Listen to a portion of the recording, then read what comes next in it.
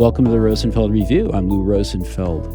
I am joined today by information architect, author, and educator, and, all right, I'll be frank, old pal of mine, Jorge Arango. Jorge, how are you? I'm doing all right, Lou. It's a pleasure to be back here.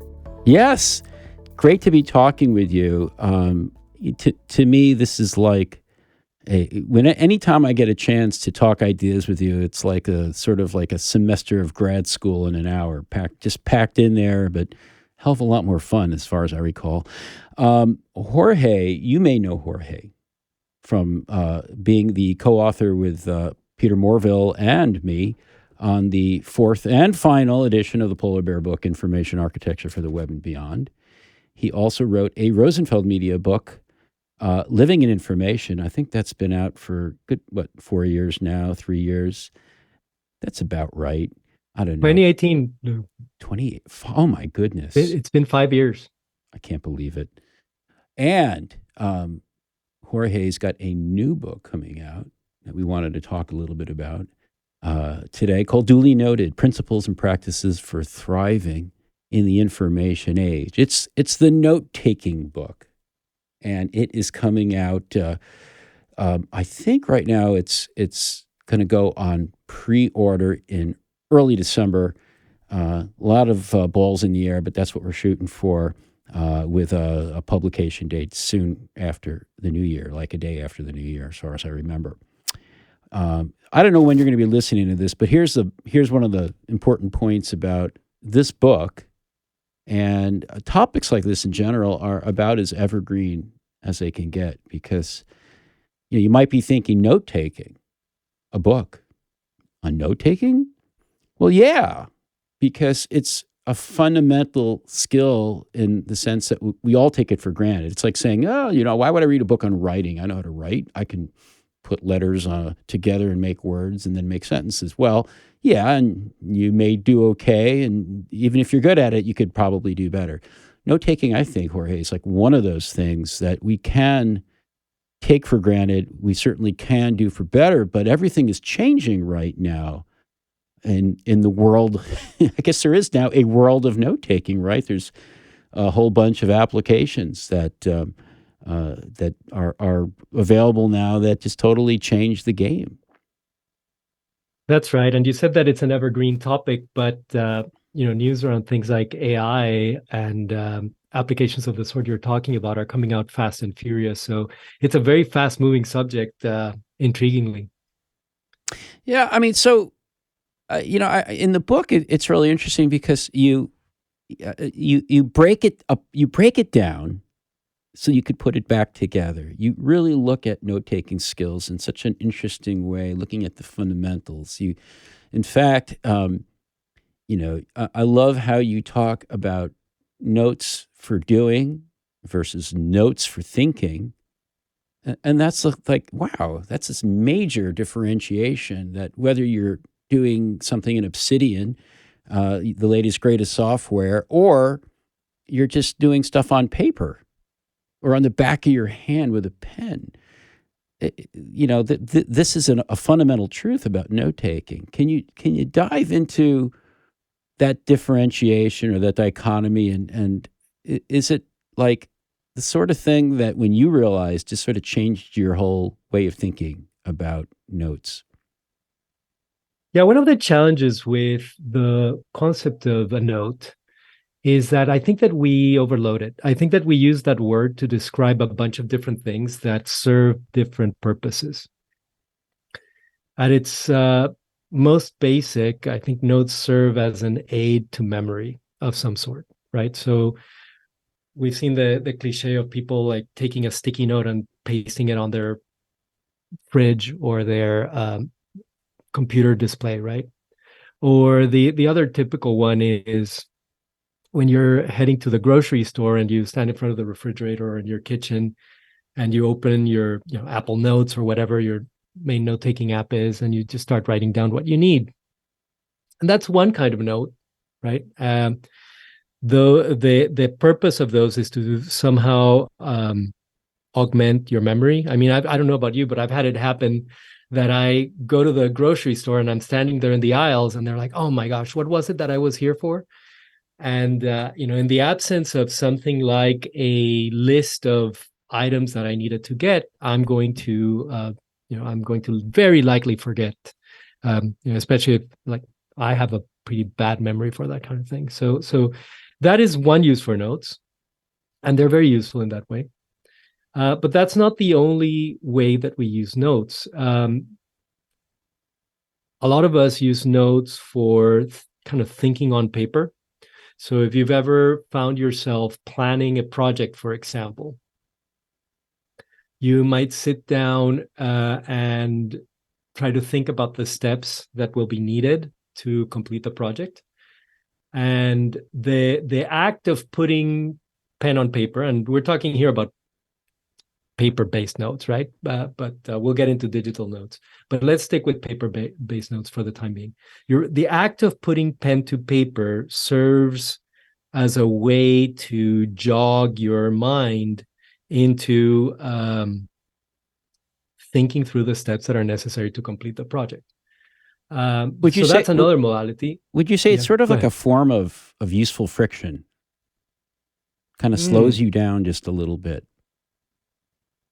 Yeah, and there are studies, I'm sure you've seen these studies that say that taking handwritten notes somehow leads to better recall, like when you're listening to a lecture or something like that. And part of it is because most people can type, or I wouldn't say most, but many people can type faster than they can write by hand.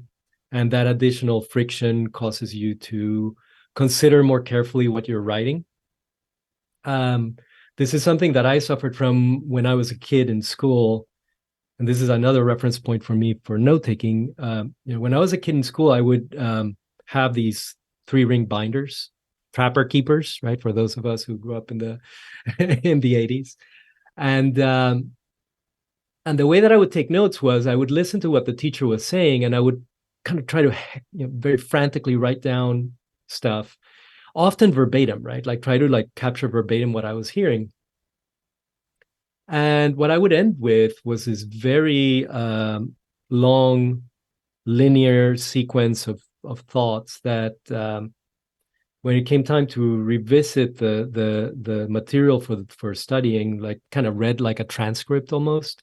And that's yet another use for notes, right? Like it's a way of like capturing the moment somehow. But yeah, go ahead. You're just this is bringing back a painful memory that I haven't had in about 20 years. When I think it was just finishing college, I got a job as a note taker. Some guy at the University of Michigan, he had a business there where he would send people like me to courses. We would take notes and then he would sell them. And I think I got fired pretty quickly. And I think the reason was I wasn't taking verbatims. I wasn't a transcriptionist. I was a note taker. I thought I was adding value. And people complained. So thank you for that painful memory. Do go on. Well, I think, it's great, right? Like, because you're illustrating the fact that notes serve different purposes. Like you might have thought that the point of the notes you were taking there was to somehow capture the gist of what was being said. But the gist for you might not be meaningful to someone else, right? So notes are a very personal thing.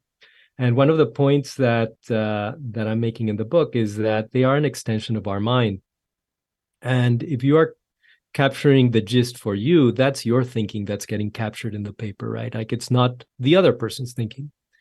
They're coming at it with a different set of needs, a different set of expectations, different mental models, and they're going to make sense of the information differently than you are.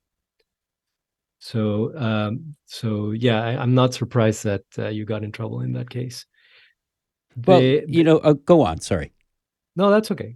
Yeah, no, I mean, they're just the whole. Well, you've kind of covered that dichotomy of doing versus thinking, and to some degree, taking versus making. You also get into some other interesting dichotomies: evergreen versus transient, top down versus bottom up, present you versus future you. So all these sort of ways at looking at notes at a fundamental level. Um, I'm not sure you want to go through all of these right now, but it sounds like you really kind of captured the anatomy of this fundamental area. Do you feel like the value of getting at those sort of fundamentals gives the person, let's say the reader of this book, the ability to then put notes to not only understand them better, but then to sort of put them together in new ways? There's a book by one of the O'Reilly books that I remember seeing it and getting very excited. It's called something like Brain Hacks. I don't know if that's exactly the name, but that's the gist of it, right? And it's one of these. O'Reilly has a bunch of books where it's like a series of like tips on how to do certain things, right? So, and it was one of those. But rather than being a series of tips about how to, I don't know, write better Ruby or Perl or whatever, this one was a book about how to better use your mind, right? And it had a series of techniques and stuff like that. And another book that comes to mind is Howard Rheingold's Tools for Thought, which traces the history of computers as tools for mind augmentation. And I am hugely excited about those kinds of books. Okay, I'm hugely excited about ways that we can better use our minds. I think that our minds are we might take it for granted in our day-to-day lives, right? But it's among the most important things you have. It's one of your most important possessions. It's your mind, right? And I think that if you are serious about being someone who generates value through your thinking, and I think that I consider myself a knowledge worker. This Peter Drucker phrase, knowledge work. I think that all of us who kind of sit in front of computers all day long, hopefully what we're doing is we're contributing value through the world through our thinking. And if that is what you do, I think you have a responsibility to look after the thinking apparatus, right? And anything that will help amplify, augment, extend my capacity to think and to think well, which I will say up front, is limited, right? Like I'm somebody who I'm aware of my limitations. Any tool that I can use to augment that is going to be exciting to me. And externalizing thoughts, externalizing your mental processes is one of the most powerful means we have, one of the most powerful means you have to think better. And the notes, the humble note is accessible. It's something that we use every day. And if we use it mindfully, if we learn to use them a little bit better, we're going to be better thinkers. And just think about what that does. Like if you can learn to think better, you're going to be so much more effective, right? So that's the point. And, you might stand a chance against all the AI bots that are apparently going to replace us. And that's actually something that we want to get to, as well as some of the high-powered things that Jorge is opening us up to in Duly Noted, using some of the more current note-taking tools or tools that help incorporate notes in new ways. We're going to get to them right after the break. You're listening to the Rosenfeld Review. What are you doing on November 29th? I'm asking because I know what I'll be doing, and I hope you'll be part of it. Our fourth conference of the year is Design in Product. It'll be the second edition. I'm programming it with Christian Crumlish, and we are really excited. We just launched the program. It's got two keynoters, John Cutler and Ellen Chisa. Can't really do better than that if you're interested in the intersection of design and product. And we've got a great program. Asia Ho, Ian McMaster, Ihan Cheng, Lauren Catan, Julie Kim, Chloe Sharp, Alfred Kahn, and Sean Shen are fleshing out that program. And we are going to delve into the topics that are bedeviling designers who are trying to work in product settings or with product people. The themes that we're exploring are alignment and partnering, setting and defending priorities, influencing and politicking. If you can do those, designers, you can succeed in a product and organization or working with product people. You want to be there. It's a virtual conference on November 29th. See you then. Welcome back to the Rosenfeld Review. My guest is Jorge Arango. We are talking about taking notes. And before the break, Jorge, you really got into, in effect, the anatomy of the humble note, as you put it. And I think taking a closer look at them, as you do in the first part of your book, Duly Noted, opens us up to all kinds of new possibilities. So giving, in this case, the reader, the vocabulary, the basic concepts, and then adding in some of the technologies that weren't around just a couple of years ago, seems like a pretty powerful place for an individual to be. Can you paint that picture? Absolutely.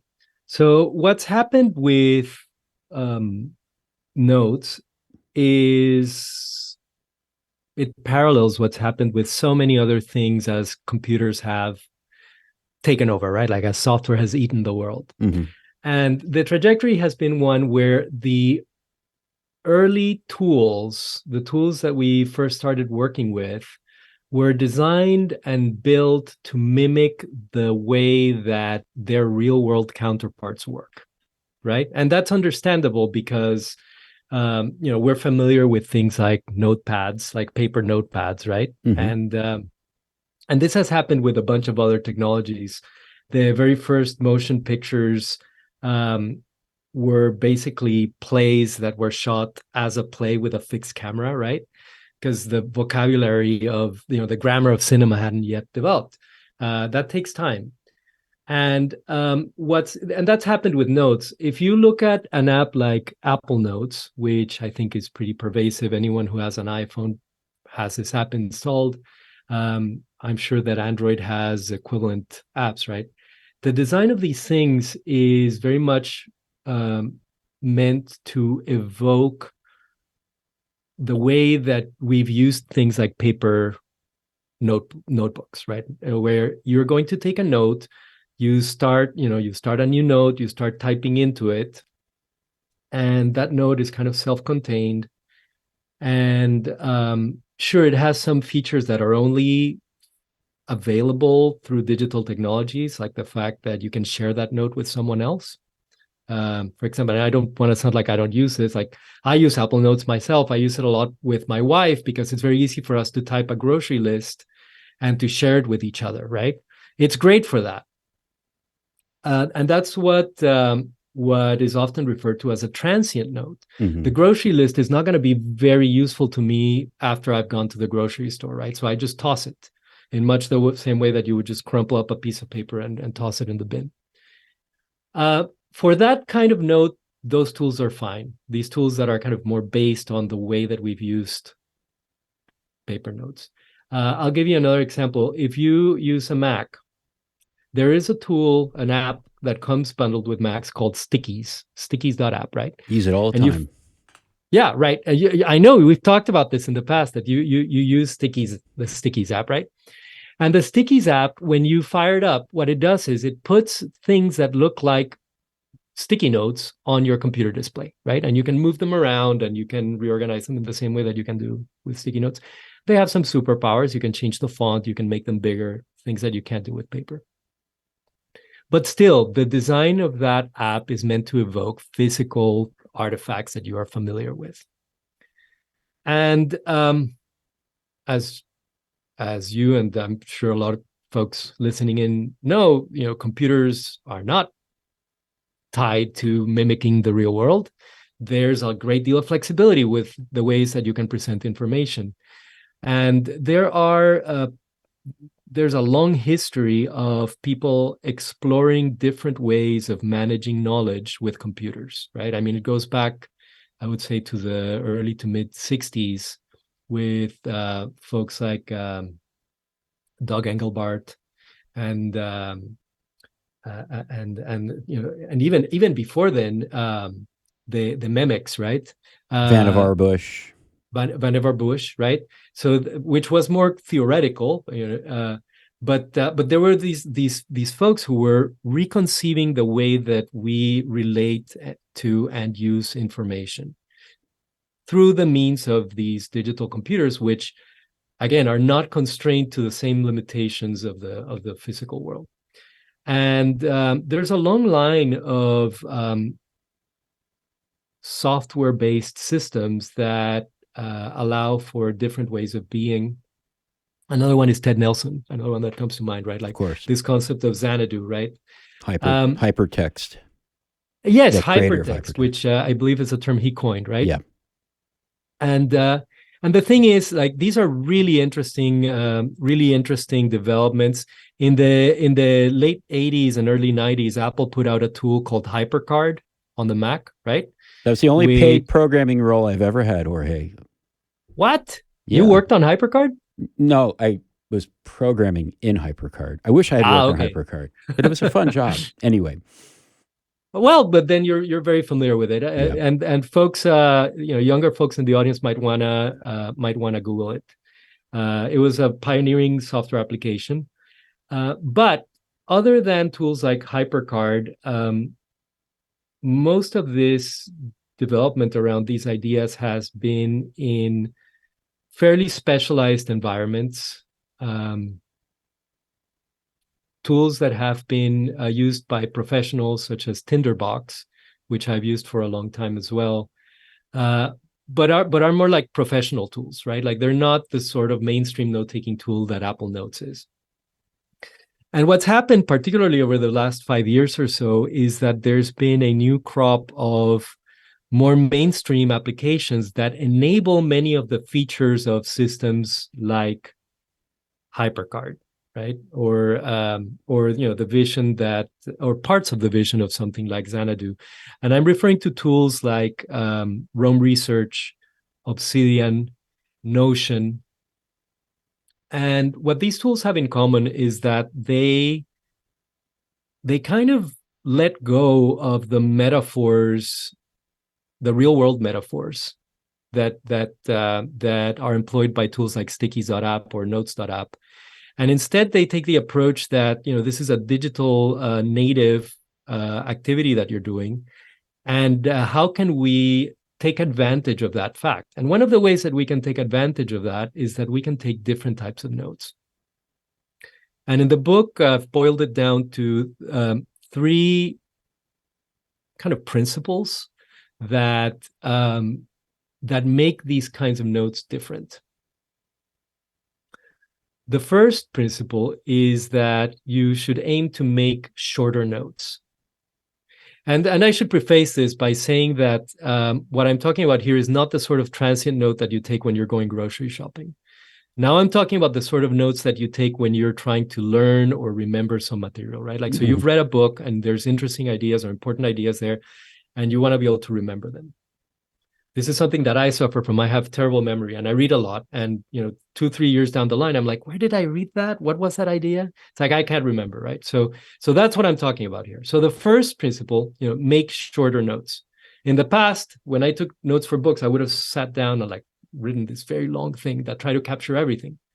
But what happens in reality is that many of the ideas in that book are going to relate to other ideas in other books. So you can extract those ideas, reference them from the book you read them at, but extract them so that they stand on their own. And then you can connect them to all the other books, articles, papers, YouTube videos, or whatever that reference them. So atomic note-taking, if you will. Atomic note-taking, and that's actually the phrase that's used in this field of tools for thought, right? Like, people talk of atomic notes. The second principle is, if you make these short notes, but on their own, they're not of much use. So you need to connect your notes, right? And again, if I've sat down and read a book and pulled out 5 important ideas from that book, I want to have a note for the book itself, but I also want to have notes for each of those ideas and connect them so that I know which book I got that idea from, right? And you can imagine that over time, if you do this consistently, you will start finding connections between ideas in different sources, right? And that brings us to the third principle, which is that you need to nurture your notes. So going back to the trapper keeper, pretty much when I was tested on whatever lecture I had written down, I had no further use for that note. I could crumple the paper and it didn't matter to me. And at the end of the year, I would have these binders full of notes that I think my mom tossed or something because I would never revisit them, right? But if you're serious about expanding your cognitive abilities and doing it through technologies, you need to consider that what you are doing here is you're building a knowledge repository that is going to serve you for the rest of your life. I'm going to stop you right there because that is a good term, but it's such a dry term compared to the one you use in the book, which is a knowledge garden. Yes. I love the idea of the garden as a metaphor for this kind of work. I originally got this from Brian Eno, and in fact, it's there's a chapter in Living in Information called Gardening where I reference Eno's work, and Eno makes a distinction between architecture and gardening, where an architect is defining the structures of the system kind of upfront, right? And then accommodating the system to those structures somehow. And it's a bit of a caricature, right? But for the purpose of this metaphor, I think it works well. And he contrasts that term architecture with gardening in that a gardener does set up structures and processes, but what they're doing is a gardener is stewarding a living thing, right? And stewarding a living thing is different from architecting a thing that will kind of stand on its own. In stewarding a living thing, you need to put in the work. You need to nurture it. You need to walk through the garden in the cool of the evening, right? That kind of thing. And take pleasure from it, because that's the other reason why I like gardening. It's not just a chore. People who like gardening, they take pleasure from gardening, right? So it's all about a particular stance towards knowledge. It's like, this is not something that you have to do. This is something that, when done properly, becomes a source of pleasure for your life. So you're creating joy for yourself and expanding your cognitive abilities. What could be better, right? Well, it's so interesting to me because, like at sort of the mechanical level, you make me think about things like note as query. You take an atomic note and you put it in a system like Obsidian or Notion, and it can, or a wiki maybe, and it can automatically serve as a query that links to other notes based on some really basic information retrieval. On the other hand, it is so rich when you start stepping back and exploring this through the lens of metaphor, the nurturing you talk about, the garden. As you talk, I'm starting to think about another popular metaphor, which is cooking. And you're basically cooking these atoms of notes together and making a stew. But that stew, all those flavors don't emerge unless you put them together in some container and add something else, whether it's heat or something else to bring them together. And I think that's kind of what you're talking about. These knowledge gardens are these new places that didn't exist, couldn't exist before. And you don't have to do all the work of connecting, and like you would have had to do if you had, the Memex even wouldn't do this for you. But now digitally, you can make these things, if you nurture them, if you curate them, if you cook them up, come together. And that's really exciting. So, what kinds of, are you seeing people, whether it's yourself or people that you know professionally or what have you that are tending knowledge gardens, and what's growing in those gardens? Yeah, for sure. Well, I want to touch on this idea of having the system be set up in such a way that the connections are surfaced. That is one of the things that differentiates tools like Roam Research and Obsidian from things like Apple Notes, right? Because in Apple Notes, especially the latest release that just came out, it improves the ability to link to create links within notes. They've added the ability to link to other notes, which is a very important step. That's only new this year, right?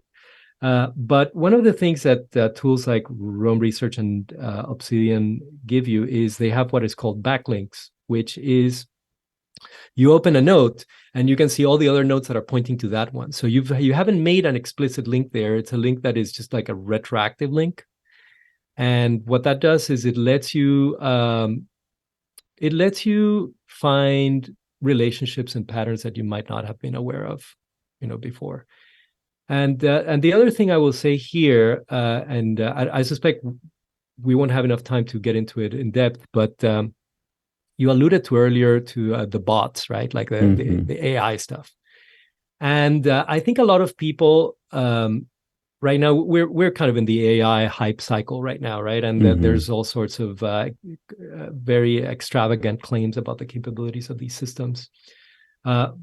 But one of the things that the current crop of AIs, particularly large language models, one of the things that they're really good at is finding relationships, finding patterns in text, right? And if you do what I've been describing, if you take shorter, more atomic notes, you take the effort to connect them, and you nurture them, you can use AI to help you discover relationships you might have missed. It can lead to insights. If you're a somewhat serious reader, I don't consider myself a serious reader, but like a somewhat serious reader, and you do the work of like capturing what you've read, you can have these things that function as assistants to you, right? I think of the AIs as being on a continuum between no impact on one end and complete replacement on the other end of our capabilities. And I think that what we're aiming for is something in the middle, and it's something like a secretary or an assistant, right? Where it goes beyond something like autocomplete and just starts suggesting, it's like, hey, you might have missed this, or I'll give you an example of how I'm using it with my notes. I use Obsidian as my main knowledge garden. And Obsidian, one of the benefits it has this very vibrant community of folks developing plugins. And one of the plugins that I use allows Obsidian to tap into the GPT series of AI engines, right?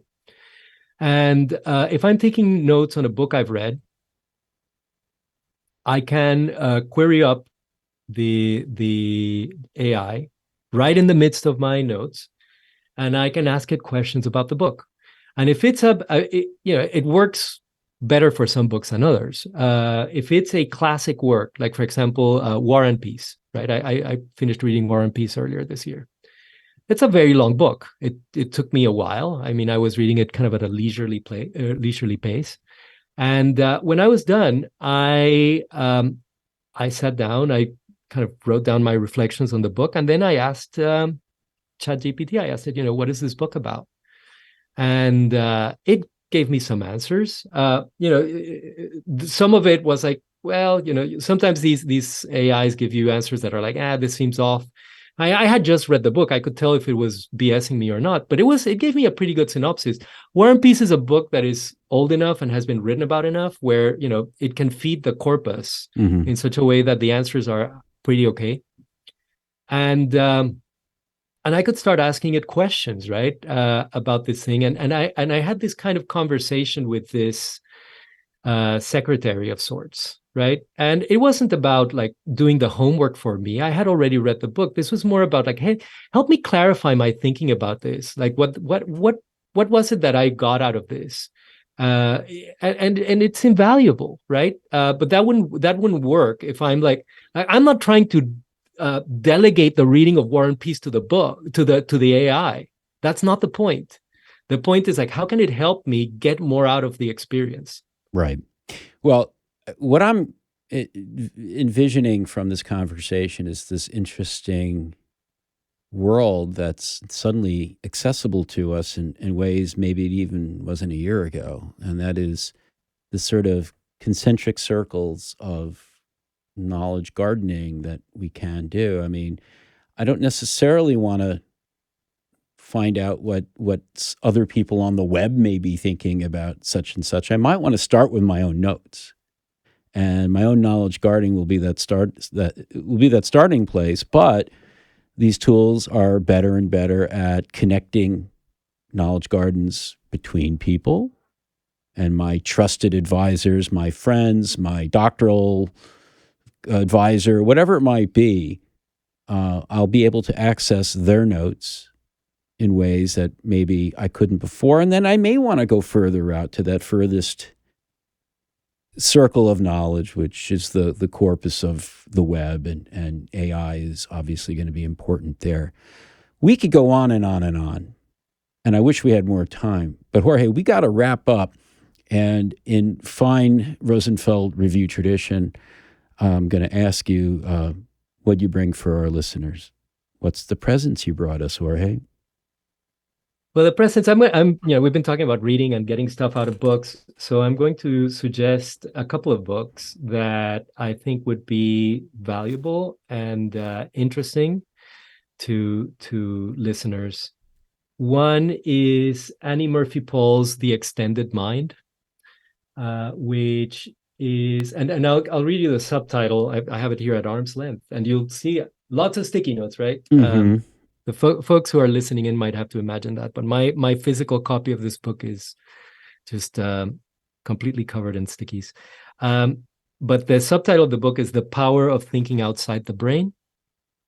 And what this book does, it explains some of the scientific research that's been done over the last few decades, I would say, around this concept of extended or embodied cognition, Mm-hmm. where the idea is that thinking doesn't happen just in the meat computer that we have at the top, above our shoulders. It somehow happens between our brain, our nervous system, and the world in which we interact, right? Including things like notes.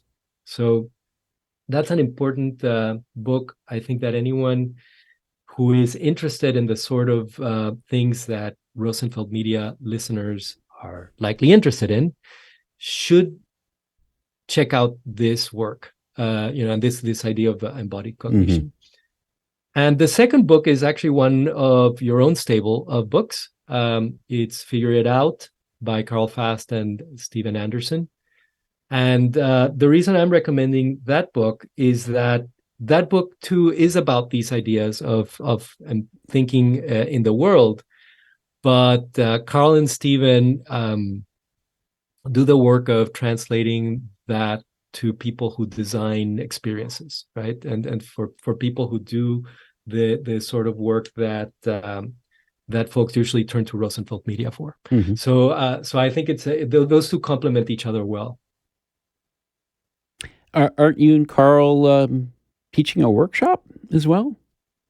Yes, Carl. I have to say, Carl is a dear friend of mine, and he and I have talked extensively. He's advised me as we've, as the process of developing Duly Noted has come about, and he and I are going to do a workshop on building a knowledge garden.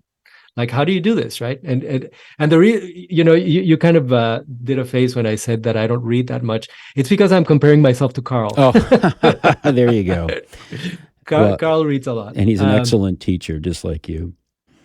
Well, he's a really, really good teacher, Yeah, and we're going to jointly teach this workshop. It's going to be after Thanksgiving, and folks can find out more about that by going to buildapkg.com. Build a personal knowledge garden, right? Like PKG. got it. Jorge, thank you. My goodness, everyone listening, like I said, we could have gone a lot longer. I love taking a fundamental of existing in the world in this day and age, namely note taking, and the way you've sort of broken it down. I was going to say demystified it, but I think you've really kind of taken a new look at it.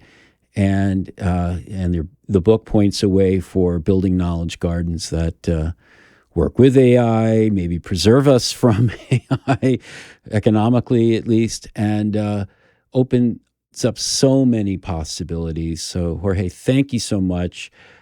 So looking forward to getting Duly Noted out there. People, it will be out, I believe, like January 2nd, thereabouts. Don't worry, we'll let you know. Jorge, thanks again for joining us on the Rosenfeld Review. Thank you, Lou. It's always a pleasure. Thanks for listening to the Rosenfeld Review, brought to you by Rosenfeld Media. If you like our show, please subscribe and review it on iTunes, Stitcher, or your favorite podcast platform. I'd love it if you tell a friend to have a listen, and check out our website for over 100 podcasts with other interesting people. You'll find them all at rosenfeldreview.com.